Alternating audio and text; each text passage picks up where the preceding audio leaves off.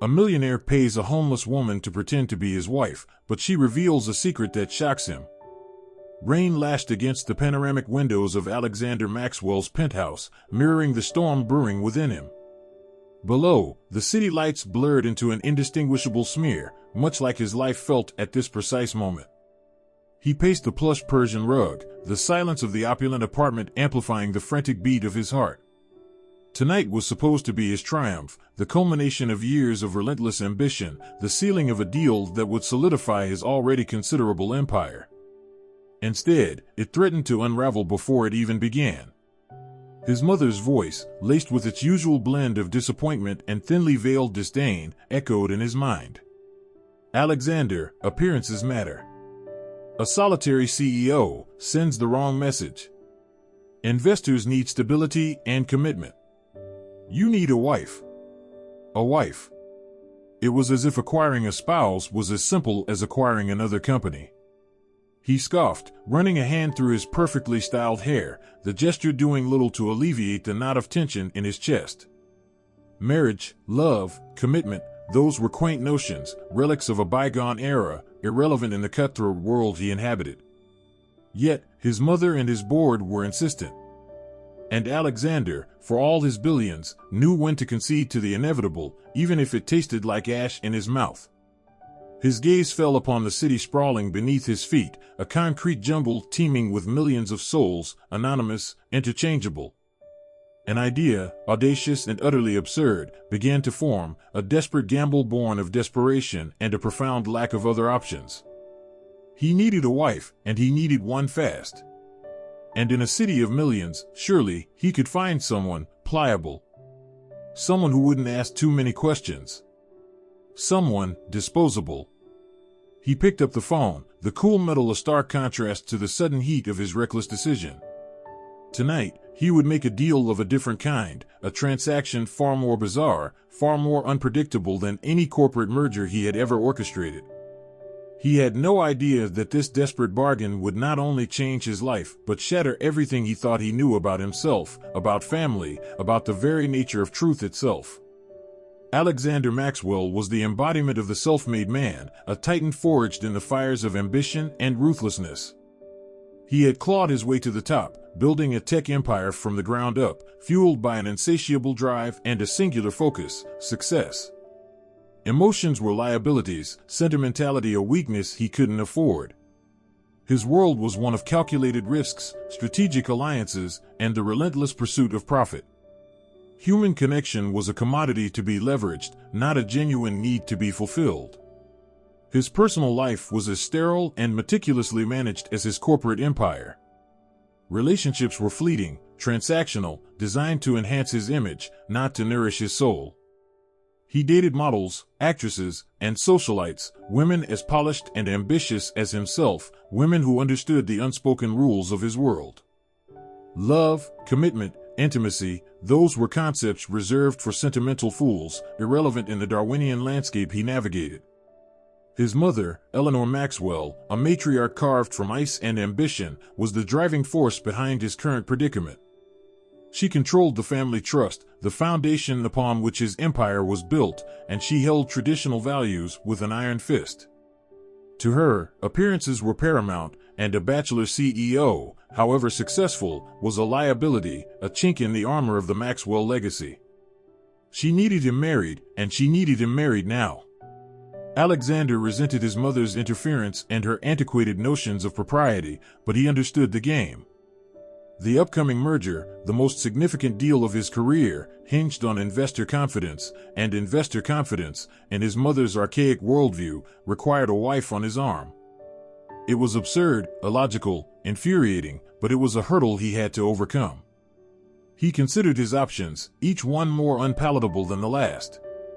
A shotgun wedding to some socialite he barely knew? A calculated alliance with a rival family through a strategic marriage? The thought of either scenario filled him with a profound sense of disgust. He valued control and autonomy, and the idea of relinquishing either, even for a strategic advantage, was abhorrent. Then, as he drove through the rain-slicked streets, a different kind of idea sparked, audacious, unconventional, and undeniably risky, but also intriguing. He had seen her earlier that day, huddled in a doorway against the biting wind, a homeless woman, withered and worn but possessing a spark of intelligence in her eyes that had caught his attention. He had dismissed her then, another anonymous face in the urban sprawl, but now, in his desperation, she became something else entirely, a solution. He could pay someone, he reasoned, someone outside his world, someone with no ties, no expectations, no social standing to complicate matters. He could hire a wife, a temporary placeholder to appease his mother and secure his deal. It was a business transaction, pure and simple, devoid of emotional entanglement, utterly controllable. It was a morally questionable, ethically bankrupt, and potentially disastrous idea, but in his current state of desperation, it seemed brilliant. He instructed his assistant, the ever-efficient Miss Davies, to locate the woman he had seen, providing only a vague description and the general location. He expected resistance, skepticism, and perhaps even outright refusal. He was, after all, proposing something utterly outrageous. But he underestimated the desperation of those living on the fringes, the lengths to which someone might go for a chance, any chance, at a different life. He underestimated, in fact, everything. Ms. Davies, after a day of discreet inquiries and surprisingly efficient legwork, presented him with a file, thin but containing everything he needed. Her name was Clara Bell, age approximately 30, with no known family, no fixed address, and no history of homelessness, but remarkably intelligent, Ms. Davies noted, her voice devoid of judgment, and articulate. Articulate homeless woman. The irony was almost comical. He studied the grainy photograph in the file, a candid shot taken by Miss Davies, Clara huddled in the doorway, her face partially obscured by shadows, but her eyes, even in the low-resolution image, held a sharp, intelligent gleam. She was not conventionally beautiful, weathered by hardship, marked by the streets, but something was compelling in her gaze, a depth of experience, a quiet resilience that intrigued him despite himself. He instructed Miss Davies to arrange a meeting, not in his sterile penthouse, but in a neutral location, a quiet coffee shop tucked away in a less affluent part of town. He wanted to observe her, to assess her, to ensure she was suitable for his audacious plan. Suitable. The word tasted like bile in his mouth, dehumanizing, transactional, and utterly reflective of his warped worldview. He arrived at the coffee shop meticulously dressed, outwardly composed, but inwardly, a knot of nervous anticipation tightening in his gut. He spotted her almost immediately, sitting at a corner table, nursing a cup of coffee, her gaze fixed on the rain-streaked window. She was thinner than he had imagined, her clothes worn but clean, her posture surprisingly upright, dignified. He approached her table, his polished shoes clicking softly on the tile floor. "Ms. Bell," he inquired, his voice carefully neutral, devoid of any discernible emotion. Clara looked up, her eyes, the same intelligent eyes from the photograph, assessing him with a direct, unwavering gaze that momentarily threw him off balance. "Mr. Maxwell," she replied, her voice surprisingly clear and articulate, as Miss Davies had noted, "I presume." He sat down opposite her, the small table suddenly feeling vast, a chasm separating their vastly different worlds. He launched into his carefully rehearsed proposal, outlining the situation, the merger, his mother's demands, and his unconventional solution. He spoke of financial compensation, a generous sum, enough to change her life, to pull her out of homelessness, to offer her a fresh start. He presented it as a business arrangement, a mutually beneficial transaction, just as he had rehearsed in his mind, carefully omitting the more unsavory details of his motivation, the desperation, the cynicism, the sheer audacity of his plan. Clara listened in silence, her expression unreadable, her gaze fixed on his, unwavering, unnerving. He expected shock, disbelief, outrage, perhaps even laughter. He did not expect the quiet, measured consideration that emanated from her, the thoughtful silence that stretched between them, punctuated only by the gentle hiss of the espresso machine and the drumming of rain against the window pane. Finally, after what felt like an eternity, she spoke, her voice calm, steady, devoid of the desperation he had anticipated. Pretend to be your wife, she repeated, the words hanging in the air, stripped bare of any romantic pretense, reduced to their stark, transactional essence. For money. He nodded, his throat suddenly dry. Essentially, yes. She took a slow sip of her coffee, her gaze still fixed on his, unwavering, penetrating. And what, she asked, her voice quiet but sharp, makes you think I would agree to something like this, Mr. Maxwell? The question hung in the air, heavy with unspoken implications, a challenge, not just to his proposal but to his entire worldview, his deeply ingrained assumptions about the world, about people, about the very nature of value itself. He had offered her money, a solution to her immediate problems. But Clara Bell, he was beginning to suspect, was not interested in simple solutions. She was interested in something far more complex, far more unpredictable. And he, in his desperate gamble, had just opened a door he might not be able to close. Clara's question hung in the air, a silent challenge that forced Alexander to confront the audacity, the inherent callousness, of his proposal. He stammered, fumbling for a response, his carefully rehearsed script dissolving under the weight of her unwavering gaze. He spoke of opportunity, of mutual benefit, of the pragmatic nature of their arrangement, his words sounding increasingly hollow, increasingly unconvincing, even to his ears. He was used to dictating terms, not justifying them. Clara listened patiently, her expression unchanging, her silence more eloquent than any verbal condemnation. When he finally trailed off, his carefully constructed justification crumbling into dust, she spoke, her voice calm, measured, devoid of anger or judgment, but laced with an undercurrent of something he couldn't quite decipher, something that felt unsettlingly knowing. $50,000, she stated, the sum precise, unexpected, far lower than he had anticipated, yet somehow more demanding. It wasn't about the money for her, he realized with a jolt of unexpected clarity. It was about something else entirely. He blinked, momentarily thrown off balance. 50,000, he repeated, his voice betraying a flicker of surprise. He had been prepared to offer 10 times that amount, expecting haggling, negotiation, and the usual transactional dance. This was different. Clara nodded, her gaze unwavering. $50,000, paid up front, she clarified, upon signing a legally binding contract outlining the terms of our arrangement. And, she added, her voice hardening slightly, complete autonomy over my portrayal of your wife. No scripts, no rehearsals, no dictates from you or your people. I will be your wife, she emphasized the word with a subtle inflection, a hint of irony, for the duration of this charade. But I will be my version of your wife. Alexander stared at her, his mind reeling, his carefully constructed plan tilting precariously on its axis. He had expected compliance, control, and a puppet to be manipulated for his purposes. Instead, he was facing a woman who, despite her circumstances, possessed an unexpected strength, an unyielding sense of self-possession, a quiet defiance that both intrigued and unnerved him. He had sought a solution, a controllable variable in his carefully managed life. He had stumbled upon something far more complex, far more unpredictable. And, against his better judgment, he found himself intrigued. He agreed to her terms, the contract was drafted and signed with surprising speed, and Ms. Davies handled the legalities with her usual unflappable efficiency. Clara, true to her word, accepted only the agreed-upon sum, refusing any additional benefits or any attempts at lavish gestures. She moved into his penthouse, not as a supplicant, but as a tenant, occupying a guest suite, maintaining a polite but carefully maintained distance. Their interactions were formal, businesslike, punctuated by awkward silences and a palpable undercurrent of mutual curiosity and comprehension.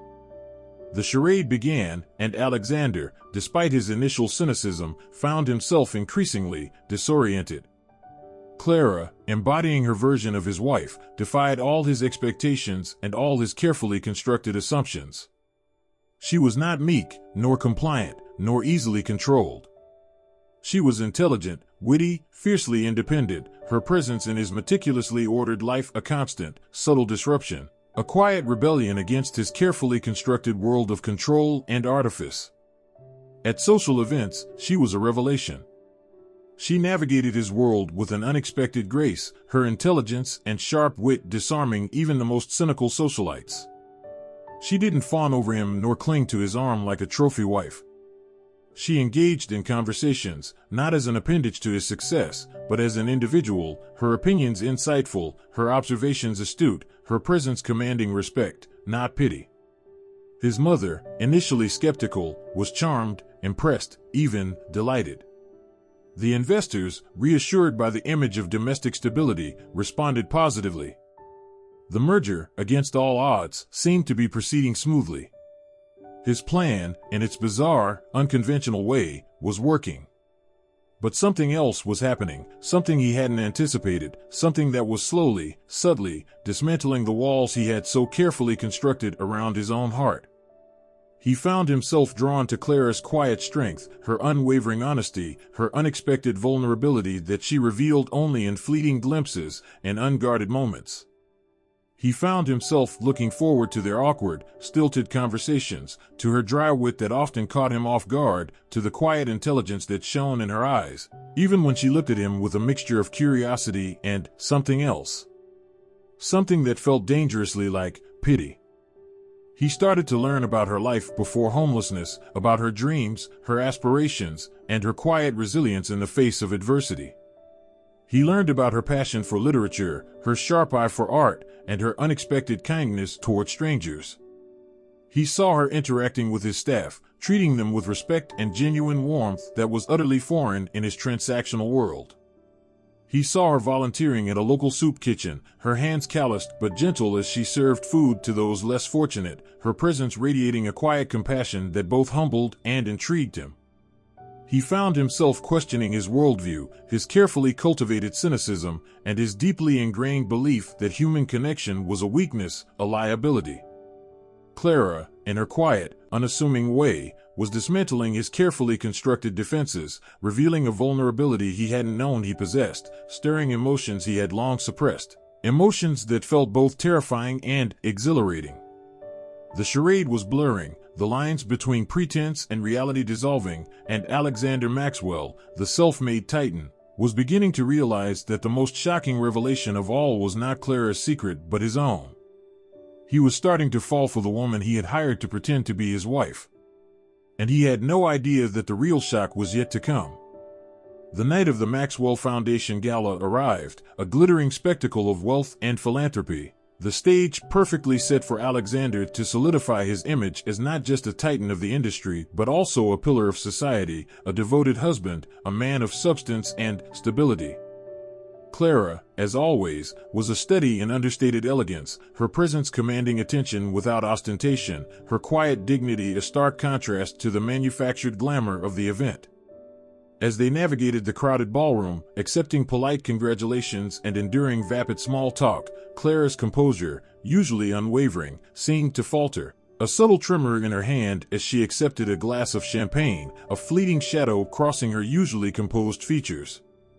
He noticed a nascent awareness of her subtle cues sharpening his senses, a growing sensitivity to her unspoken emotions that were utterly foreign in his previous, self-absorbed existence.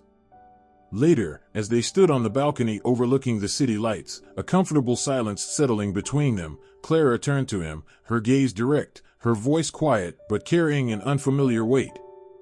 "Alexander," she began, her tone hesitant, "there's something I need to tell you." His heart quickened a premonition of something significant, something life-altering, seizing him. He had been expecting a revelation, a twist in their bizarre arrangement, a secret that Clara had been concealing. But he had anticipated something transactional, something related to the contract, the money, the charade itself. He had not anticipated the raw vulnerability that now resonated in her voice, the quiet intensity in her gaze, the unspoken intimacy that had, against all odds, begun to bloom between them. "What is it, Clara?" he asked, his voice barely a whisper, his carefully constructed composure dissolving, replaced by unguarded anticipation. Clara took a deep breath, her gaze fixed on the city lights as if gathering strength from the impersonal vastness of the urban sprawl. "My real name," she said, her voice barely audible above the distant hum of the city, "it's not Clara Bell." He frowned, a flicker of confusion momentarily eclipsing the rising tide of apprehension within him. "I know that," he replied, his tone gentle, reassuring. He had known her assumed name was a fabrication, a necessary anonymity for their charade. He had not pressed her for her real identity, respecting her privacy, trusting her unspoken reasons for maintaining the facade. Clara turned back to him, her eyes now locking onto his, her gaze unwavering, piercing, holding a depth of emotion that sent a shiver down his spine. "My real name," she repeated, her voice gaining strength and resolve, "is Eleanor Maxwell." The city lights blurred, and the hum of the gala faded into a distant echo, the world tilting precariously on its axis. Alexander stared at her, his mind reeling, his carefully constructed reality shattering into a million pieces. Eleanor Maxwell. His mother's name. Impossible. Utterly, completely, impossibly, possible. He searched her face, desperately seeking a denial, a retraction, a sign that this was some cruel jest, some bizarre misunderstanding. But her gaze remained unwavering, her expression resolute, her eyes reflecting a truth that resonated with a chilling certainty deep within his soul. The subtle resemblance he had vaguely registered, the unsettling familiarity he had subconsciously noted, the quiet strength, the unwavering intelligence, it all clicked into place, a horrifying, devastating, undeniable truth. You're saying," he stammered, the words catching in his throat, his carefully constructed world dissolving into dust around him, "you're my sister?" Clara nodded, a single tear tracing a slow, glistening path down her cheek, a silent testament to the years of pain, the years of separation, the years of a secret finally, irrevocably revealed. The storm within him broke, the carefully constructed walls of his world collapsing, revealing a landscape of shock, disbelief, and a dawning, horrifying comprehension of the devastating truth he had just stumbled upon. The woman he had hired to pretend to be his wife, the woman he was beginning to fall in love with, was not just a stranger, not just a convenient solution to a corporate problem, but something far more profound, far more terrifying, far more familial. And the secret she had just revealed was not just shocking but utterly, irrevocably, life-altering for both of them. The revelation hung between them, a heavy, suffocating silence punctuated only by the distant murmur of the gala and the relentless drumming of Alexander's heart against his ribs. Eleanor Maxwell. His sister. The words echoed in his mind, a horrifying, impossible truth that demanded to be acknowledged, to be reckoned with. He stumbled back, his hand instinctively reaching for the balcony railing for support, the opulent cityscape suddenly blurring, tilting, losing all semblance of reality. But how, he stammered, his voice barely a whisper, his carefully constructed world dissolving into dust around him. "My mother, she never said anything." Clara, Eleanor, his mind struggled to adjust, to reconcile the familiar stranger with this shocking, familial truth, met his gaze, her eyes filled with a mixture of pain, resentment, and a fragile, hesitant hope. "Your mother," she said, her voice quiet but laced with bitter irony, "has a talent for omissions." She recounted her story, a narrative of abandonment, of hardship, of a life lived in the shadows of a family she never knew, a family that had actively erased her existence. She spoke of a youthful indiscretion, a secret pregnancy, a forced adoption orchestrated by his mother, Eleanor Maxwell, the matriarch of control and appearances, the woman who valued legacy above all else, even her children. She had been deemed a mistake, a blemish on the Maxwell family image, conveniently disposed of, erased from the official narrative. Homelessness had been her most recent chapter, a culmination of years of struggle, of societal indifference, of a life lived on the fringes, a life utterly, devastatingly, unknown to her brother. Alexander listened, his carefully constructed world crumbling into pieces around him, replaced by a raw, visceral understanding of the profound injustice, the heart-wrenching betrayal that Clara, Eleanor, had endured. His mother, the woman he had revered, the architect of his success, was also the architect of this devastating deception, the perpetrator of a cruelty that defied comprehension. The image of his mother, cold, calculating, ruthless in her pursuit of control, solidified, transforming from a revered figure into a chilling embodiment of heartless ambition. The gala, the merger, and his carefully constructed life faded into insignificance, dwarfed by the enormity of this personal earthquake. This devastating family secret unearthed from the depths of his mother's carefully curated past. He had sought a solution to a corporate problem, a controllable variable to appease his mother's antiquated demands. He had stumbled upon a truth that shattered everything he thought he knew about his family, about himself, about the very foundations upon which his life was built. The charade, the pretense, and the contract all became meaningless and irrelevant in the face of this profound, unexpected connection. The money, the merger, and the empire all paled in comparison to the human being standing before him, H's sister, a woman he had unknowingly hired to play a role in his life. A woman who had unknowingly stumbled back into the family she had been systematically erased from. The resolution, when it came, was not neat, nor simple, nor easily defined. The gala dissolved into chaos, the investors bewildered, his mother furious, her carefully constructed facade crumbling under the weight of the exposed secret.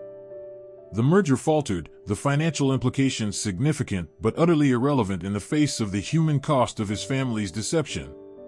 He broke the contract with Eleanor, not as a dismissal but as an act of liberation, freeing her from the transactional nature of their arrangement, acknowledging the profound, familial connection that now bound them together, a bond far stronger, far more meaningful than any legally binding document.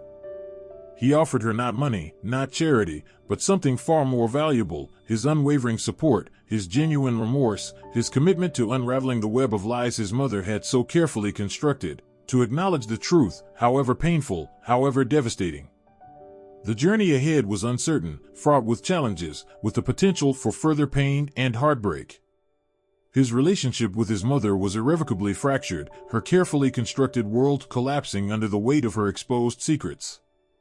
His carefully managed life was in disarray, his meticulously ordered world thrown into chaos. But amidst the wreckage, amidst the shattered remnants of his former existence, Alexander felt a nascent sense of something unfamiliar, something real. A connection, a bond, a family, however, fractured, broken, finally acknowledged, finally found.